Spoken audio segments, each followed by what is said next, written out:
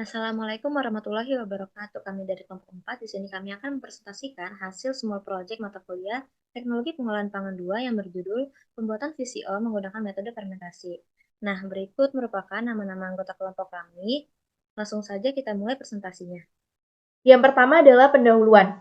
Berdasarkan data dari Direktorat Jenderal Perkebunan tahun 2021, produksi kelapa di Indonesia pada tahun 2021 mencapai 2.853.299 ton dan ekspor kelapa di Indonesia pada tahun 2020 mencapai 2.104.745 ton. Kelapa ini dijuluki sebagai Tree of Life atau pohon kehidupan karena seluruh bagiannya dapat dimanfaatkan, termasuk bagian buahnya. Salah satu produk olahan dari daging buah kelapa yaitu virgin coconut oil atau VCO. Nah, beberapa ciri VCO yang memiliki kualitas yang baik yaitu beraroma khas kelapa, tidak berbau tengik, secara fisik harus jernih, dan berwarna transparan seperti kristal. Nah, untuk meningkatkan kualitas dari produk VCO yang dihasilkan, maka perlu digunakan metode yang tepat. Metode tersebut adalah metode fermentasi. Kenapa digunakan metode fermentasi? Karena pada metode ini memiliki beberapa keunggulan, yaitu rendemen yang diperoleh lebih banyak, efisien dalam penggunaan energi karena pembuatannya dapat dilakukan pada suhu ruangan, lebih ekonomis, memiliki daya simpan yang lama, dan dapat langsung digunakan tanpa proses pemurnian. Nah, pada metode fermentasi, digunakan ragi sebagai starter dalam pemecahan krim dan santan. Ragi yang dapat digunakan yaitu ragi roti, ragi tape, dan ragi tempe. Nah, berdasarkan penelitian yang dilakukan oleh Mujida Lipa tahun 2016, yield VCO yang paling tinggi dihasilkan dari fermentasi menggunakan ragi roti, yaitu sebesar 23,08%. Berdasarkan hal tersebut, maka pada proyek ini kami membuat VCO dengan metode fermentasi menggunakan ragi roti instan. Baik, selanjutnya saya, Siti Salsa Halawiyah dengan NIM 4444220023 akan membahas mengenai metode yang digunakan pada proses pembuatan VCO ini.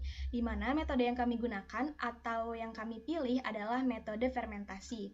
Metode fermentasi sendiri termasuk dalam proses basah karena tanpa dilakukan proses pemanasan.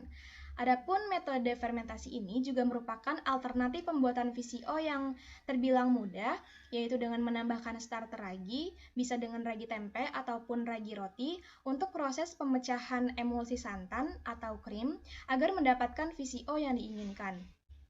Pada metode fermentasi ini juga memiliki kelebihan dan kekurangan, di mana untuk kelebihannya sendiri, yang pertama yaitu rendemen yang diperoleh lebih banyak dibandingkan dengan metode pembuatan VCO lainnya.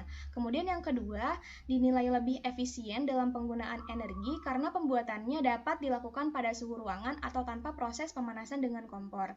Kemudian yang ketiga lebih ekonomis, dan yang keempat dapat langsung digunakan tanpa proses pemurnian.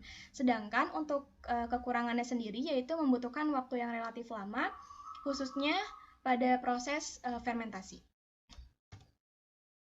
Selanjutnya untuk gambaran lebih jelasnya di sini terdapat tahapan pembuatan VCO, di mana yang pertama kita harus membuat santan dengan cara mencampurkan air dengan ampas kelapa yang sudah diparut di sini, kemudian dilakukan pemerasan dan dihasilkan santan. Santan ini kemudian didiamkan selama kurang lebih 5 jam untuk selanjutnya dilakukan proses pemisahan antara krim dan skim yang terbentuk, di mana krim di sini ada di bagian atas yang di dalamnya itu terdapat lemak atau minyak, dan skim di bagian bawah ini berupa protein dan juga air yang ada di bawah.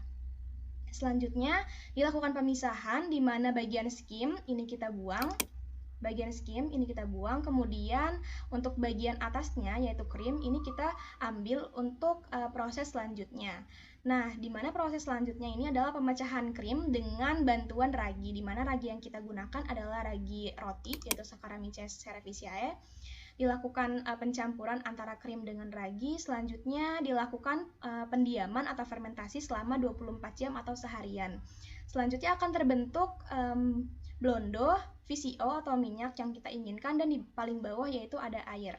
Selanjutnya di sini kita melakukan proses penyaringan minyak menggunakan kain atau bisa juga menggunakan kertas saring. agar diperoleh kualitas VCO yang jernih atau bening. Terima kasih, selanjutnya akan dilanjutkan oleh teman saya. Adapun hasil yang didapat dalam pembuatan VCO menggunakan metode fermentasi didapatkan masa dari kelapa parut sebanyak 5 buah yaitu 1.500 gram, di mana satu buah kelapa memiliki massa 300 gram. Kemudian volume VCO yang didapatkan yaitu 300 ml sehingga didapatkan massa VCO dengan perhitungan rumus volume dikali densitas minyak yaitu 276 gram. Kemudian didapatkan pula rendemen VCO di mana menggunakan rumus massa VCO dibagi massa kelapa parut dan kemudian dikali 100 yang dimana massa VCO ialah 276 gram, kemudian dibagi massa kelapa yaitu 1.500 gram, dan kemudian dikali 100% sehingga dihasilkan rendemen VCO ialah 18,4%.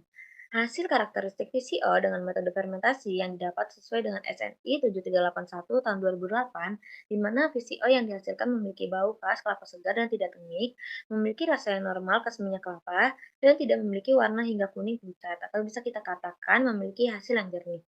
Selanjutnya akan dilanjutkan oleh teman saya.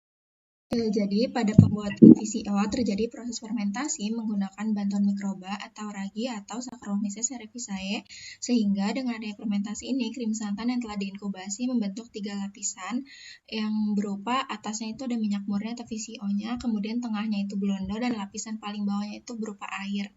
Next. Saccharomyces cerevisiae ini menggunakan karbohidrat yang terkandung dalam krim santan sebagai sumber energi utamanya atau sebagai sumber nutrisinya, sehingga ikatan karbohidrat, lemak, dan protein yang terkandung dalam krim santan menjadi longgar sehingga terlepas. Oke, jadi senyawa karbohidrat dalam krim santan ini berperan berkarbon bagi bakteri asam laktat.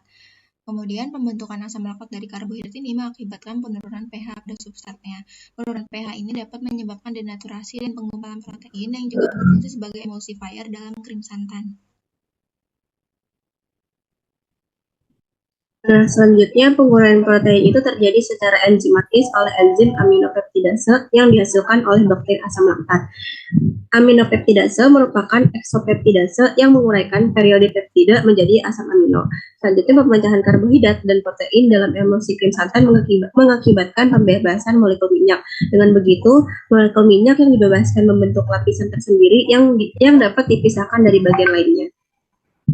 Nah, selanjutnya ini ada karakteristik VCO yang baik, yaitu berwarna bening seperti air, tidak memiliki bau, serta mempertahankan bau dan rasa khas buah kelapa yang segar. Seperti yang sudah dijelaskan Angel tadi, kalau misalkan hasil yang kami dapat yaitu baunya itu khas kelapa segar dan tidak tengik, serta rasanya itu normal dan warnanya itu tidak berwarna. Ini sesuai dengan karakteristik VCO yang baik ini. Selanjutnya, tidak adanya pemanasan membuat warna minyak yang terbentuk bening jernih. Proses pemanasan mengakibatkan terjadinya hidrolisis pada komponen karbohidrat, protein, dan minyak, serta reaksi oksidasi juga berpengaruh pada warna minyak yang dihasilkan. Oke, jadi pada kesimpulan kali ini, proses pembuatan virgin coconut oil atau VCO melibatkan fermentasi menggunakan mikroba seperti Saccharomyces cerevisiae dan bakteri asam laktat.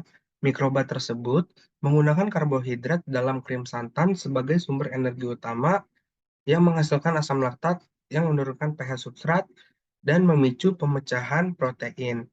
Enzim aminopeptidase yang dihasilkan oleh bakteri asam laktat berperan sebagai pemecahan protein yang kemudian membebaskan molekul minyak. Molekul minyak ini membentuk lapisan atas berupa minyak murni VCO, di atas lapisan tengah blondo, dan lapisan bawah air.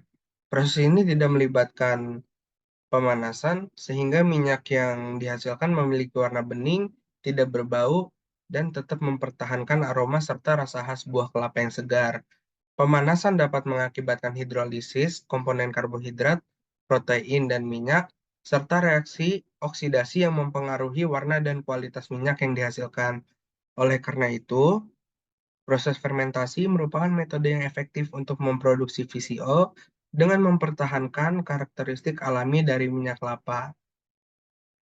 Baik, mungkin segitu yang bisa dapat kami sampaikan, kurang lebihnya mohon maaf. Terima kasih.